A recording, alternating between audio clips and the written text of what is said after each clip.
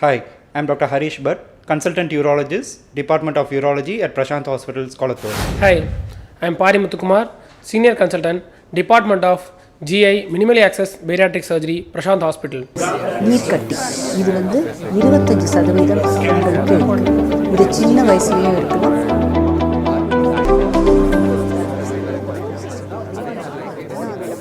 Doctor Pari, ஸ்டோன்ஸ்னு சொல்லக்குள்ள நம்ம next காமனாக நம்ம பார்க்குறது வந்து பேஷண்ட்ஸ் டவுட்ஸ் கேட்குறது வந்து இட்ஸ் அபவுட் கால் ஸ்டோன்ஸ், அதாவது பித்தப்பை. இதே தான் கிட்னி கல் ஏன் வந்துச்சு, இதே மாதிரி அவங்களும் கேட்குறாங்க பித்தப்பை கல் எனக்கு ஏன் வந்துச்சு டாக்டர், அதுக்கு என்ன காரணங்களும் இருக்குது? ஸோ இந்த பித்தப்பை கல்லுன்னு பார்த்தீங்கன்னா காமனாக வந்துட்டு லேடிஸ் தான் நிறைய அஃபெக்ட் பண்ணும். ஸோ அது யூஸ்வலாக சொல்லுவாங்க ஃபர்டைல் ஃபீமேல் ஆஃப் 40 எடுவாங்க. 40 வயசுக்கு மேலே கொஞ்சம் உடல் பருமனாக இருக்க பெண்களுக்கு இது அதிகமாக வரக்கூடிய வாய்ப்புகள் இருக்குது.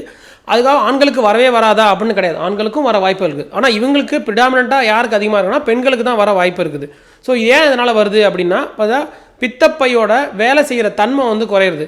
அந்த கொழுப்பு வந்து ஆகாரம் நிறையா சாப்பிட்றவங்களா இருக்கலாம், அதான் கொலஸ்ட்ரால் ஸ்டோன்ஸ்னு சொல்லுவோம், இல்லை பிக்மெண்டட் ஸ்டோன்ஸ் சொல்லுவோம். So different type of stones இருக்குது. ஸோ ஒவ்வொருத்தருக்கும் ஒரு மாதிரியான கல் வரதுக்கு வாய்ப்பு இருக்குது.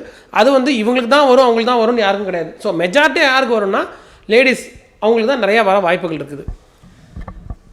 மோஸ்ட்லி இந்த பேஷண்ட்ஸ்லாம் நம்ம வரக்குள்ள நிறைய ப்ரிஸ்கிரிப்ஷன்ஸோடு வருவாங்க. இந்த மாத்திரை சாப்பிடணும், இந்த மாத்திரை சாப்பிட்டா கல் கரைஞ்சிடும்னு சொன்னாங்க அப்படின்னு. இது உண்மையா டாக்டர்? கல் கரையுமா, பித்தப்பை கல் கரையுமா, அதுக்கு வைத்தியம் இருக்கா, ஓரலாக டேப்லெட் சாப்பிட்டு? எனக்கு என்னோட அனுபவத்தில் நான் சொல்கிறேன். என்னோட அனுபவத்தில் வந்து பித்தப்பை கல் கரையிறதுக்காக மாத்திரை சாப்பிட்டவங்களுக்கு காசு தான் நிறையா கரைஞ்சிருக்கு. பித்தப்பையில் கல் கரைஞ்சி யாரும் வந்ததே கிடையாது. ஏன்னா வந்து கல்லுக்கான காரணம் வந்து வேறு, கல் உருவாகிறதுக்கான காரணம் வேறு.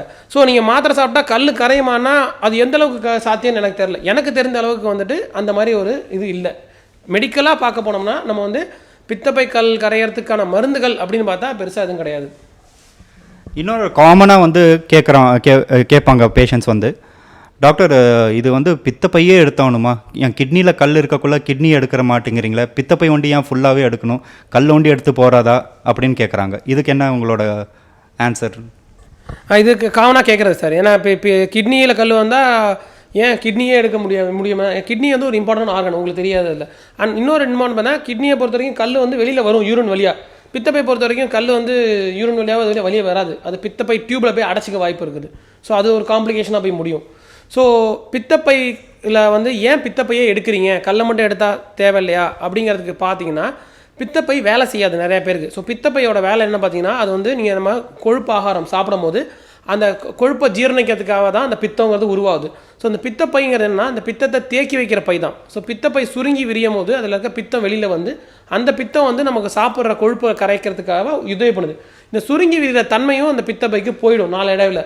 ஸோ அந்த பித்தப்பை தான் அதில் பிரச்சனையே. ஸோ அப்படி இருக்கும் போது இந்த பித்தப்பையும் மொத்தமாக சேர்த்து எடுக்கிறதுல தான் வைத்தியம். இது வேர்ல்டு லெவலில் பார்த்தோம்னா எல்லா இடத்துலையும் பண்ணுறது தான் இந்த ட்ரீட்மெண்ட். இதுக்கு எல்லாருக்குமே பித்தப்பையில் கல் இருக்கிறவங்க எல்லாருக்குமே ட்ரீட்மெண்ட்டு பித்தப்பை எடுத்தாகணுமா, இல்லை யாருக்கு நம்ம மெயினாக நம்ம எடுத்தாகணும்? ரெண்டாவது வந்து இது எப்படி நம்ம அதை ரிமூவ் பண்ணுறது, ஓப்பன் ஆப்ரேஷனா இல்லை கீஹோல் ஆப்ரேஷனா, எப்படி இது பெஸ்ட் ட்ரீட்மெண்ட் ஆப்ஷன்ஸ் என்னன்னு?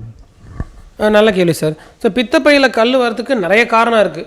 அதில் வந்து பார்த்திங்கன்னா இது ஏஜ் ரிலேட்டடாக யாருக்கு வேணால் வரலாம். அது ஸோ இவங்களுக்கு எல்லாம் பித்தப்பையில் கல் ஏன் ஆப்ரேஷன் பண்ணணும் அப்படின்னு சொல்கிறோம் அப்படின்னு ஃபஸ்ட்டு தெரிஞ்சுக்கணும்.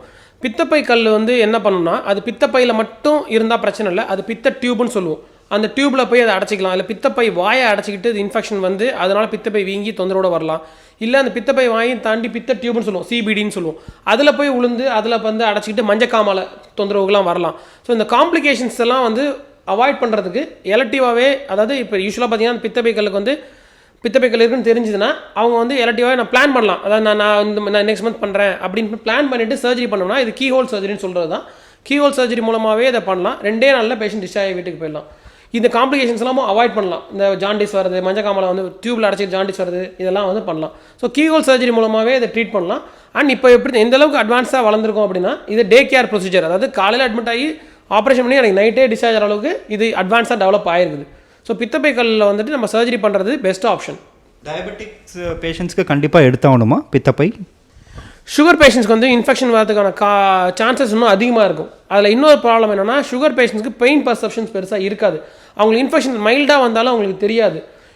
நம்ம எக்ஸ்பீரியன்ஸில் பார்த்தீங்கன்னா மேல் பேஷண்ட்ஸ், அது மட்டும் இல்லாமல் பெரிய கல் உள்ள பேஷண்ட்ஸ், அப்புறம் சுகர் பேஷண்ட்ஸ் இவங்களுக்கெல்லாம் வந்து பித்தப்பையினால் இன்ஃபெக்ஷன் வந்து சீக்கிரம் வரதுக்கான சான்சஸ் அதிகமாக இருக்குது. நான் முன்னாடியே சொன்ன மாதிரி காமனாக அது ஃபீமேல் பேஷண்ட்ஸ் தான் வரும். ஆனால் மேல் பேஷண்ட்ஸுக்கு வரும்போது பெரிய கல் பித்தப்பையில் பெரிய சைஸ் கல் இருக்குது. ஏன்னா பித்தப்பை வாயை போய் அடைச்சிக்கலாம். அப்போ அது பித்தப்பை வீங்கி இன்ஃபெக்ஷன் வரதுக்கு வாய்ப்பு இருக்குது.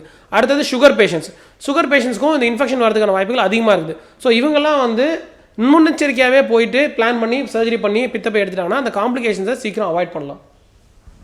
ஓகே டாக்டர் பாரி, சரி பேஷண்ட் வராங்க, அவங்களுக்கு பித்தப்பை கல் இருக்குன்னு சொல்லி நம்ம அவங்களுக்கு சர்ஜரி பண்ணிடுறோம். இதனால அவங்க ஏதாச்சும் அவங்க லைஃப் ஸ்டைல் சேஞ்சஸ் ஏதாச்சும் பண்ணணுமா, டைஜஷன் ப்ராப்ளம்ஸ் ஏதாச்சும் வருமா, மோஷனில் ஏதாச்சும் ப்ராப்ளம் வருமா, இது நிறைய பேர் கேட்குறாங்க இது மாதிரி. அதுக்கு உங்களோட ஆன்சர் ப்ளீஸ். அதுக்கு இது எல்லா பேஷண்ட்டும் காமனாக கேட்குறது தான். பித்தப்பை ஆப்ரேஷன் பண்ணும்போது பித்தப்பையே எடுத்துடுறீங்களே, பித்தப்பை எடுக்கிறதுனால எனக்கு வந்து டயட்டில் ஏதாவது சேஞ்சஸ் வருமா, இப்போ எனக்கு பித்தம் எப்படி வந்து எனக்கு வந்து சேரும், டைஜஷனில் ப்ராப்ளம் இருக்குமான்னு கேட்குறாங்க. பித்தப்பையில் வந்து பார்த்தீங்கன்னா மெஜாரிட்டி ஆஃப் பேஷண்ட்ஸ்க்கு என்ன ஆகும்னா இந்த பித்தப்பையோட செயல் இழந்துரும், வேலையே செய்யாது. ஸோ அந்த பேஷண்ட்ஸ்க்கு முன்னாடிலேருந்தே பார்த்தீங்கன்னா பித்தங்கிறது ஈரலில் தான் சுரக்குது, லிவர்னு சொல்லுவோம். ஸோ இந்த லிவரில் சுரக்கிற ஈரல் வந்து டேரெக்டாக லிவர்லேருந்தே டேரெக்டாக ஸ்டொமக்கு இன்டெஸ்டைனுக்கு வந்துடும். ஸோ அதனால் டைஜஷன் ப்ராப்ளம் வந்து majority 90% of patient 90-95% patient problem வந்து வராது. இந்த அஜீரண தொந்தரவு முன்னாடி இருந்ததோட இப்போ பெட்டராக தான் இருக்கும் அந்த பேஷண்ட்ஸ்க்கு ஆக்சுவலாக. ஏன்னா அந்த பித்தப்பை எடுத்ததுக்கு அப்புறமும் பித்தம் சுரக்கும், அது வந்து ஈரல்லேருந்து சுரக்கும், அது டேரெக்டாக ஈரல்லேருந்து குடலுக்கு போயிடும். அப்போ அவங்க அஜீரண சாப்பாடு வந்து சாப்பிட போயிடாது. 1-2 பேஷண்ட்ஸ் வந்து நான் வந்து ரொம்ப கொழுப்பு ஐட்டம் ஃபேட் ஐட்டம்ஸ் நிறையா சாப்பிட்றேன், ஒரு பல்காக ஒரு சீஸ் கேக் மாதிரி பெருசாக சாப்பிட்றேன், அப்போ வந்து மைல்டாக சிம்டம்ஸ் இருக்குது அந்த மாதிரி சொல்கிறது 1-2 பேஷண்ட்ஸ் இருக்காங்க. பட் மெஜாரிட்டி பார்த்தீங்கன்னா அவங்களுக்கு பெருசாக ப்ராப்ளம் வந்து வராது. இப்போ வந்து பித்தப்பைக்கல் கிட்னி கல் சம்மந்தமாக பற்றி பேசணும். இது வந்து மக்கள், அதாவது எங்களுக்கு ரெகுலராக ஓபியில் வர பேஷண்ட்ஸ் காமனாக கேட்குற கேள்வி தான் நம்ம கேட்டோம்.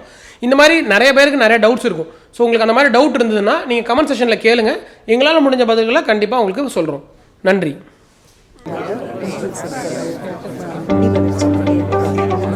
சின்ன வயசுல அந்த குழந்தை ஃபர்டிலிட்டி பீரியட்ல நம்ம வந்து கல்யாணம் ஆனப்போ நமக்கு